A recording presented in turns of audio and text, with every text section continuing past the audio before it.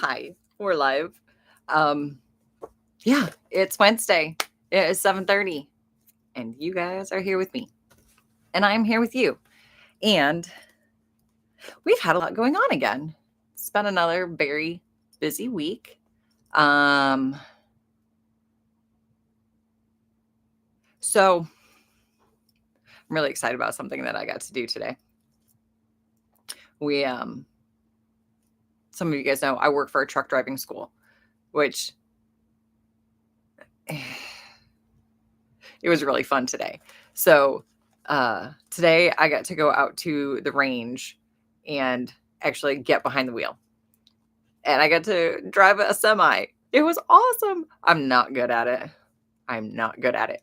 But I shifted from first to fifth, and it was scary, but thankfully it was just a great big parking lot. Yeah, and it was fun, and I'll do it again. But yeah, anyway. Ashley says, hey, which means that so Ashley, Penny, Tilly, and Muffin are all watching. I love you guys so, so much, girls. It's time to go to bed now. I love you. Nana will talk to you tomorrow. Mwah. For everybody else, stay up. It's time for our bedtime story. I did decide, because I'm a chicken, and I felt like I was doing you guys a disservice by really stumbling on some of the names that we are going to, and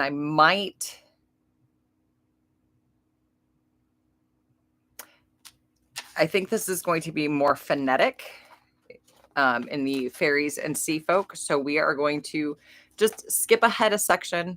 We'll go back. Sorry, Dalton was poking his head in. He likes to say hi. Yeah, anyway, sorry, squirrel. So yeah, we're going to skip ahead to the fairies and sea folk because I'm a chicken. Yeah, and we'll see if maybe it's a little bit better this way.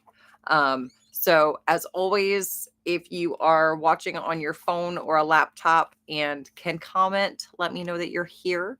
If you're watching later on a laptop, please still say hey. It's nice to see who's watching and when they're watching. So yeah, say hey and tell me when you're watching this. And if you're watching on your TV, I love you. So yeah.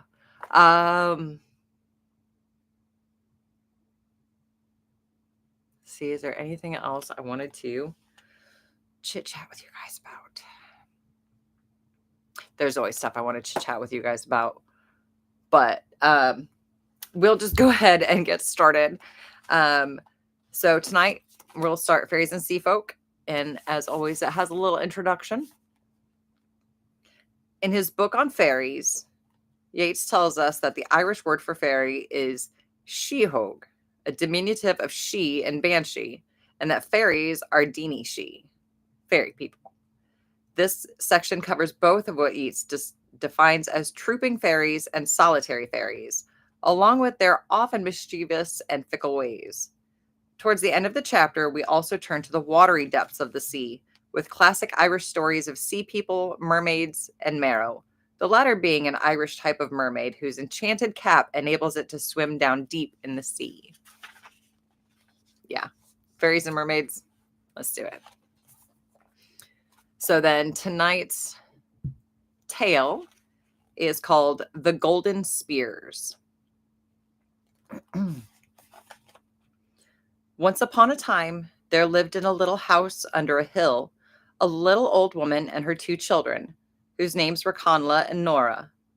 Right in front of the door of the little house lay a pleasant meadow, and beyond the meadow rose up to the skies a mountain, whose top was sharp-pointed like a spear. For more than halfway up it was clad with heather, and when the heather was in bloom it looked like a purple robe falling from the shoulders of the mountain down to its feet. Above the heather, it was bare and gray. But when the sun was sinking in the sea, its last rays rested on the bare mountain top and made it gleam like a spear of gold. And so the children always called it the Golden Spear. In summer days, in summer days, they gambled in the meadow, plucking the sweet wild grasses. And often they clambered up the mountainside, knee deep in the heather, searching for freekins and wild honey. And sometimes they found a bird's nest, but they only peeped into it. They never touched the eggs or allowed their breath to fall upon them. For next to their little mother, they loved the mountain. And next to the mountain, they loved the wild birds who made the spring and summer weather musical with their songs. Sometimes the white soft mist would steal through the glen, and creeping up the mountain would cover it with a veil so dense that the children could not see it. And then they would say to each other, "Our mountain has gone away from us."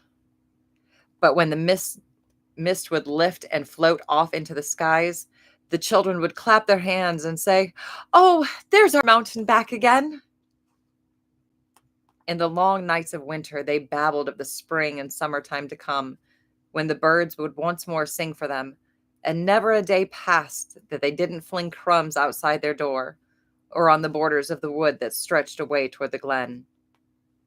When the spring days came, they awoke with the first light of the morning, and they knew the very minute when the lark would begin to sing, and when the thrush and the blackbird would pour out their liquid notes, and when the robin would make the soft, green, tender leaves tremulous at his song.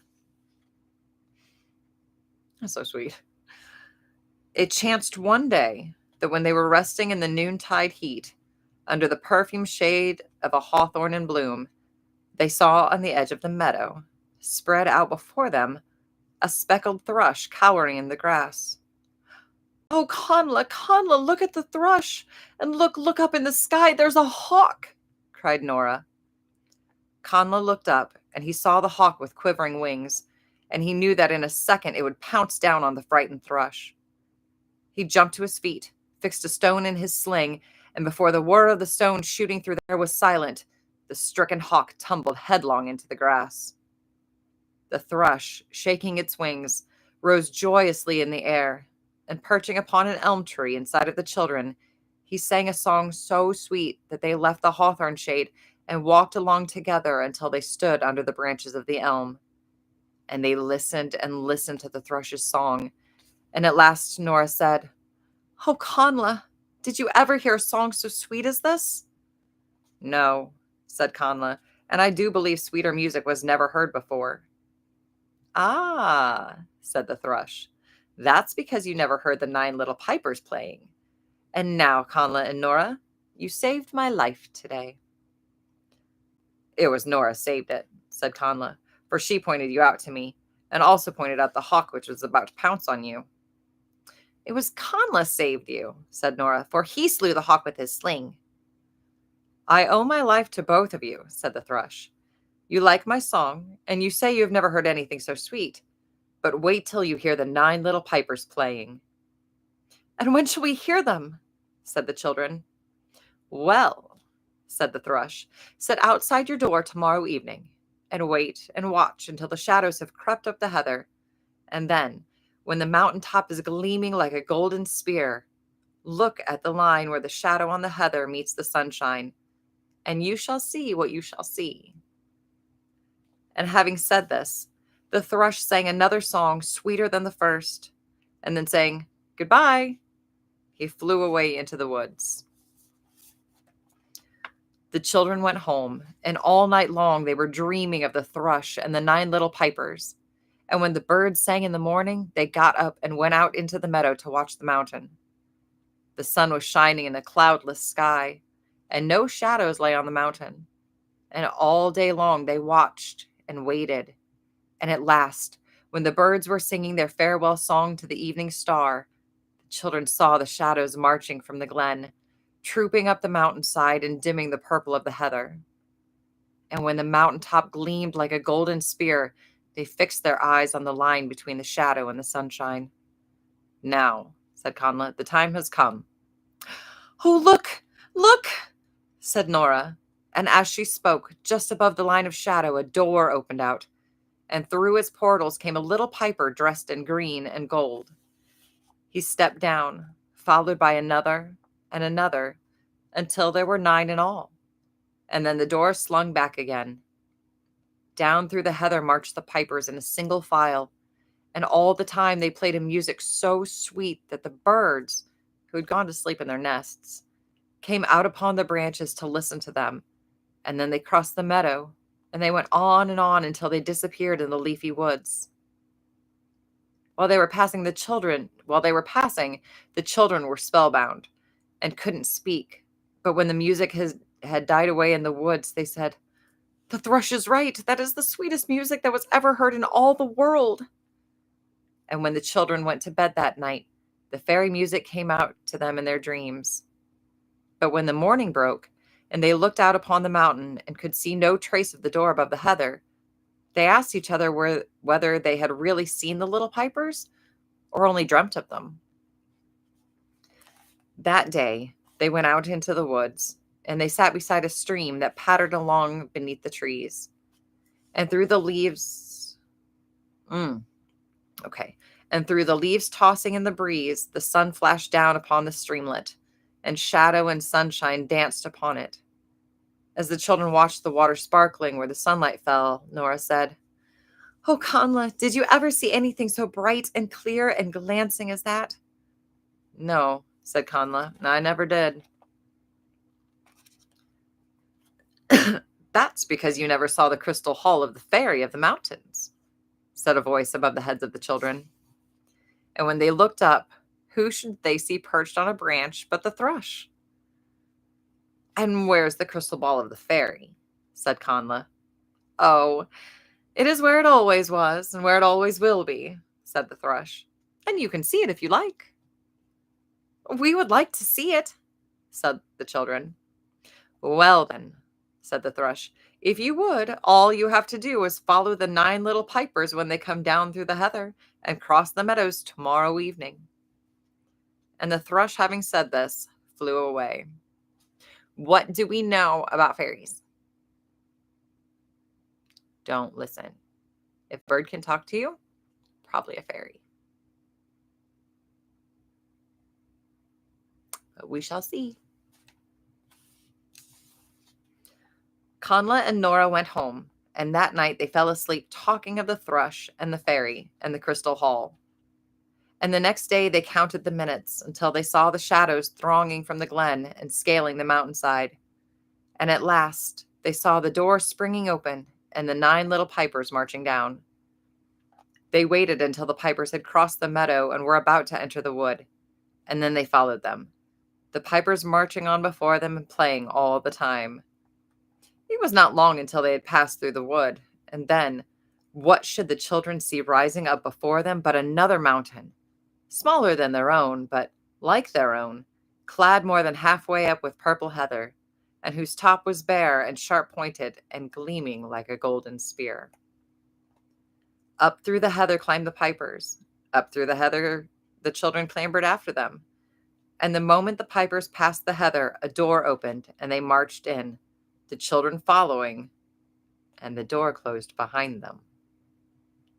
Tried to warn them. Conla and Nora were so dazzled by the light that hit their eyes when they had crossed the threshold that they had to shade them with their hands. But after a moment or two, they became able to bear the splendor, and when they looked around, they saw that they were in a noble hall, whose crystal roof was supported by 2 rows of crystal pillars rising from a crystal floor. And the walls were of crystal, and along the halls were crystal couches with coverings and cushions of sapphire silk with silver tassels. Oh.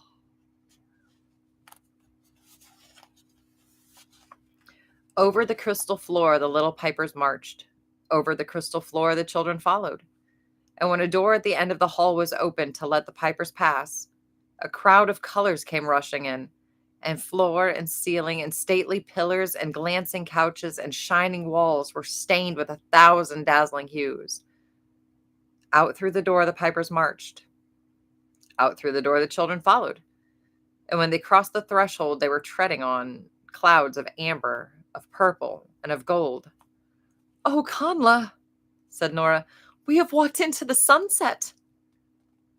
And around and about them everywhere were soft, fleecy clouds, and over their heads was the glowing sky, and the stars were shining through it, as a lady's eyes shine through a veil of gossamer.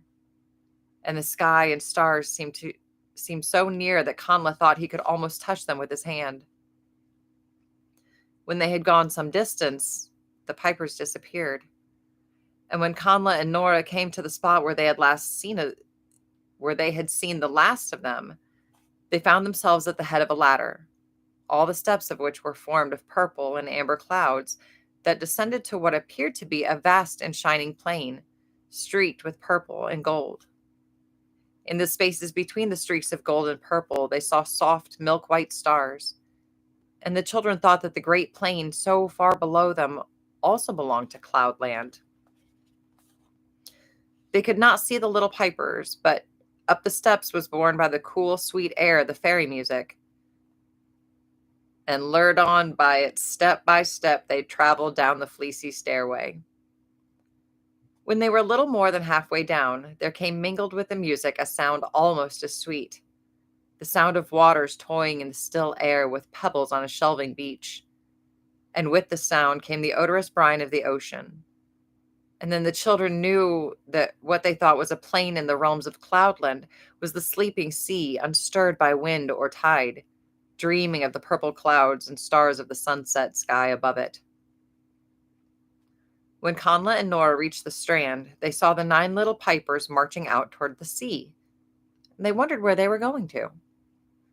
And they could hardly believe their eyes when they saw them stepping out upon the level ocean as if they were walking upon the land. And away the 9 little pipers marched, treading the golden line cast upon the waters by the setting sun. And as the music became fainter and fainter as the pipers passed into the glowing distance, the children began to wonder what was to become of themselves. Just at that very moment, they saw coming toward them with the sinking sun a little white horse, with flowing mane and tail and golden hoofs. On the horse's back was a little man dressed in shining green silk. When the horse galloped on to the strand, the little man doffed his hat and said to the children, "Would you like to follow the 9 little pipers?" The children said, "Yes." "Well then," said the little man, "come up here behind me. You, Nora, first, and Conla after." Conla helped up Nora and then climbed onto the little steed himself. And as soon as they were properly seated, the little man said, "Swish," and away went the steed, galloping over the sea without wetting hair or hoof. But fast as he galloped, the 9 little pipers were always ahead of him, although they seemed to be going only at a walking pace. When at last he came up rather close to the hindmost of them, the 9 little pipers disappeared. But the children heard the music playing below the waves. The white steed pulled up suddenly and wouldn't move a step further. "Now," said the little man to the children, "clasp me tight, Nora, and do you, Conla, cling on to Nora, and both of you shut your eyes." The children did as they were bidden, and the little man cried, "Swish, swash," and the steed went down and down until at last his feet struck the bottom. "Now open your eyes," said the little man. And when the children did so, they saw that beneath the horse's feet a golden strand, and above their heads the sea was like a transparent cloud between them and the sky. And once more they heard the fairy music, and marching on the strand before them were the 9 little pipers. "You must get off now," said the little man. "I can go no further with you." The children scrambled down, and the little man cried, "Swish," and himself and the steed shot up through the sea, and they saw him no more. Then they set out after the 9 little pipers, and it wasn't long until they saw rising up from the golden strand and pushing their heads up into the sea above a mass of dark gray rocks. And they were gazing at them as they saw the rocks opening and the 9 little pipers disappearing through them. The children hurried on, and when they came up close to the rocks, they saw sitting on a flat and polished stone a mermaid combing her golden hair and singing a strange, sweet song that brought the tears to their eyes. And by the mermaid's side was little sleek brown otter. When the mermaid saw them, she flung her golden tresses back over her snow-white shoulders, and she beckoned the children to her. Her large eyes were full of sadness, but there was a look so tender upon her face that the children moved toward her without any fear. "Come to me, little one," she said to Nora. "Come and kiss me." And in a second her arms were around the child. The mermaid kissed her again and again as the tears rushed to her eyes, and she said, "Oh, Nora, your breath is as sweet as the wild rose that blooms in the green fields of Erin. And happy are you, my children, who have come so lately from the pleasant land. Oh, Connla, Connla, I get the scent of the dew of the Irish grasses and of the purple heather from your feet. And you both can return to Erin of the streams, but I shall not see it till 300 years have passed away. For I am Liban, the mermaid, daughter of a line of kings. But I may not keep you here. The fairy queen is waiting for you in her snow-white palace and her fragrant bowers. And now kiss me once more, Nora, and kiss me, Connla, and may luck and joy go with you, and all gentleness be upon you both." Then the children said goodbye to the mermaid, and the rocks opened for them, and they passed through. And soon they found themselves in a meadow starred with flowers, and through the meadow sped a sunlit stream. They followed the stream until it led them into a garden of roses, and beyond the garden, standing on a gentle hill, was a palace white as snow. Before the palace was a crowd of fairy maidens pelting each other with rose leaves. But when they saw the children, they gave over their play and came trooping toward them. "Our queen is waiting for you," they said, and then they led the children to the palace door. The children entered, and after passing through a long corridor, they found themselves in a crystal hall so like the one they had seen in the mountain of the Golden Spear that they thought it was the same. But on all the crystal couches, fairies, dressed in silken robes of many colors, were sitting, and at the end of the hall, on a crystal throne, was seated the fairy queen, looking lovelier than the evening star. The queen descended from her throne to meet the children, and taking them by the hands, she led them up the shining steps. Then sitting down, she made them sit beside her, Connla on her right hand and Nora on her left. Then she ordered the 9 little pipers to come before her, and she said to them, "So far you have done your duty faithfully, and now play one more sweet air, and your task is done." And the little pipers played, and from the couches at the first sound of the music all the fairies rose, and forming partners, they danced over the crystal floor as lightly as the young leaves dancing in the wind. Listening to the fairy music and watching the wavy motion of the dancing fairies, the children fell asleep. When they awoke the next morning and rose from their silken beds, they were no longer children. Nora was a graceful and stately maiden, and Connla a handsome and gallant youth. They looked at each other for a moment in surprise, and then Connla said, "Oh, Nora, how tall and beautiful you are." "Oh, not as tall and handsome as you are, Connla," said Nora as she flung her white arms around his neck and kissed her brother's lips. Then they drew back to get a better look of each other, and who should step between them but the fairy queen. "Oh, Nora, Nora," said she, "I am not as high as your knee. And as for you, Connla, you look as straight and as tall as one of the round towers of Erin." "And how did we grow so tall in one night?" said Connla. "In one night," said the fairy queen. "One night indeed. Why, you have been fast asleep, the two of you, for the last 7 years." "And where was the little mother all that time?" said Connla and Nora together. "Oh, the little mother was all right. She knew where you were. But she's expecting you today, and so you must go off to see her. Although I would like to keep you, if I had my way. All to myself here in Fairyland under the sea. And you will see her today. But before you go, here is a necklace for you, Nora. It is formed out of the drops of the ocean spray, sparkling in the sunshine. They were caught by my fairy nymphs for you, as they skimmed the sunlit billows under the shape of seabirds.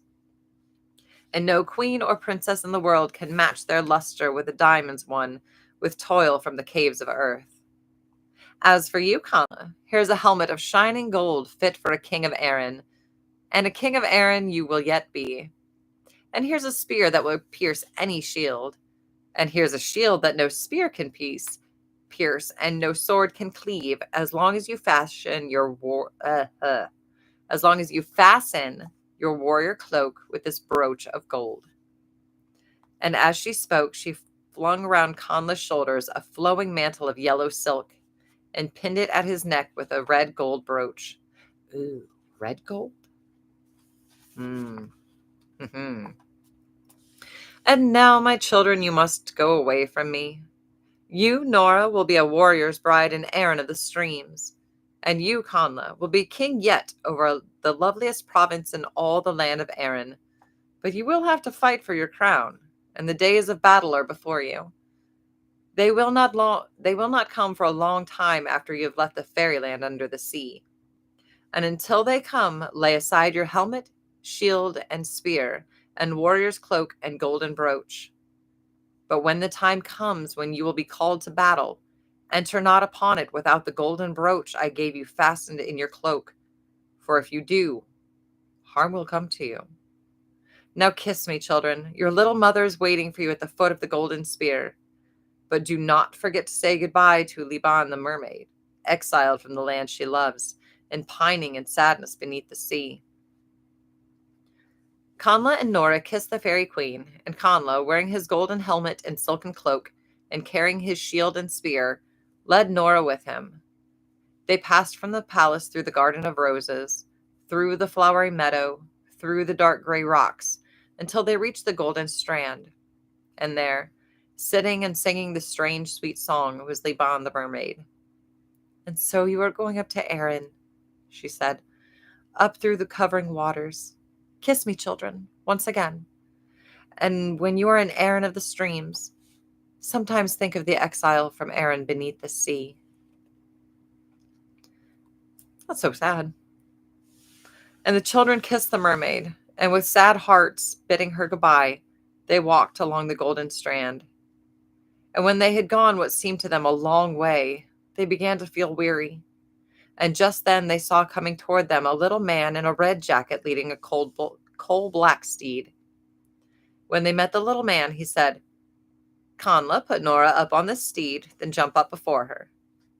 Conla did as he was told, and when both of them were mounted, Now, Conla, said the little man, catch the bridle in your hands, and you, Nora, clasp Conla round the waist and close your eyes. Excuse me. They did as they were bidden, and then the little man said, Swash, swish! And the steed shot up from the strand like a lark from the grass, and pierced the covering sea, and went bounding on over the level waters. And when his hoofs struck the hard ground, Conla and Nora opened their eyes, and when they saw that they were galloping, not when. Conla and Nora opened their eyes, and they saw that they were galloping toward a shady wood. On went the steed, and soon he was galloping beneath the branches that almost touched Conla's head. And on they went until they had passed through the wood, and then they saw rising up before them the golden spear. Oh, Conla, said Nora, we are home at last. Yes, said Conla, but where's the little house under the hill? And no little house was there, but in its stead was standing a lime-white mansion. What could this mean? Said Nora. But before Conla could reply, the steed had galloped up to the door of the mansion, and in the twinkling of an eye, Conla and Nora were standing on the ground outside the door, and the steed had vanished. Of course he had. Before they could recover from their surprise, the little mother came rushing out to them and flung her arms around their necks and kissed them both again and again. Oh, children, children, you are welcome home to me, for though I knew it was all for the best, my heart was lonely without you. And Conla and Nora caught up the little mother in their arms, and they carried her into the hall and set her down on the floor. Oh, Nora, said the little mother, you are a head over me. And as for you, Conla, You look almost as tall as one of the round towers of Erin." "That's what the Fairy Queen said, Mother," said Nora. "Blessings on the Fairy Queen," said the little mother. "Turn round, Connla, till I look at you." Connla turned round, and the little mother said, "Oh, Connla, with your golden helmet and your spear and your glancing shield and your silken cloak, you look like a king. But take them off, my boy, beautiful as they are. Your little mother would like to see you, her own brave boy, without any fairy finery." And Connla laid aside his spear and shield, and took off his golden helmet and his silken cloak. Then he caught the little mother and kissed her, and lifted her up until she was as high as his head. And said he, "Don't you know, little mother, I'd rather have you than all the world." And that night, when they were sitting down by the fire together, you may be sure that in the whole world no people were half as happy as Nora, Connla, and the little mother.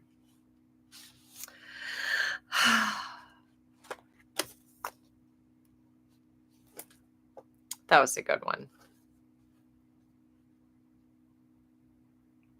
That was a good one. It started to feel like it was going to go on for a while, so we may see if I don't know. That may just be the end of it. I was waiting for some mischievous fairy magic, but I guess it was just the 7-year absence. So next week we'll be on the next one, and it is called The Brewery of Eggshells. So that is our bedtime story for tonight. As always, we are here in the Wolf's Den. Technical support, books, all of our most of our stuff for setups was brought to us by Foxington Manor, who is an unofficial sponsor of our Wednesday evenings. I'm really enjoying this, guys. I hope you are too. Let's try to add to the community, and we'll talk. Maybe we'll do this in person. What if we did a big giant sleepover?